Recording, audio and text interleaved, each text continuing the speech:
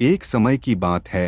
एक छोटे से गांव के किनारे पर एक प्यारा सा घर था। उस घर की रसोई हमेशा स्वादिष्ट खुशबुओं और हंसी की आवाजों से भरी रहती थी, लेकिन छायाओं में कुछ रहस्यमय छिपा हुआ था।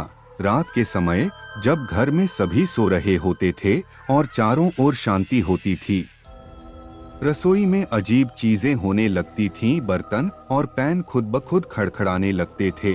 फ्रिज का दरवाजा अपने आप खुल और बंद होता था और हल्की फुसफुसाहट की आवाज सुनाई देती थी। एक रात जब एम्मा, घर की सबसे छोटी सदस्य, आधी रात को कुछ खाने के लिए रसोई में जा रही थी, उसने कुछ अजीब देखा। स्टोव के पास एक हल्की भूतिया आकृति मंडरा रही थी। एम्मा डर के मारे ठिठक गई, लेकिन वह आकृति डरावनी नहीं बल्कि उदास लग रही थी। अपने साहस को इकट्ठा करते हुए एम्मा भूतिया आकृति के पास गई। आप कौन हैं? उसने फुसफुसाते हुए पूछा। भूत ने उसकी ओर मुड़कर देखा। उसकी आकृति और स्पष्ट हो गई। वह एक बूढ़ी महिला थी जिनकी आंखें दयालु और मुस्कुराहट कोमल थी। मैं मिसेज बेकर हूँ, भूत ने जवाब दिया। मैं कई साल पहले इस घर में रहती थी। मुझे यह रसोई बहुत प्रिय थी और मुझे यहाँ सुकून मिलता है। एम्मा को मिसेज बेकर के लिए सहानुभूति महसूस हुई। आप अब भी यहाँ क्यों हैं?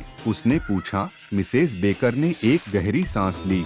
मैं अपनी प्यारी रसोई को छोड़ नहीं पा रही थी। मैंने यहाँ अपने परिवार के लिए खाना बनाते हुए और सुंदर यादें बनाते हुए कई खुशी भरे साल बिताए, लेकिन अब मुझे महसूस हो रहा है कि मुझे आगे बढ़ना चाहिए। एम्मा मुस्कुराई और सिर हिलाया। मिसेज बेकर, मैं वादा करती हूँ कि आपकी रसोई का अच्छे से ख्याल रखूंगी। इस जगह के प्रति आपका प्यार हमेशा याद किया जाएगा।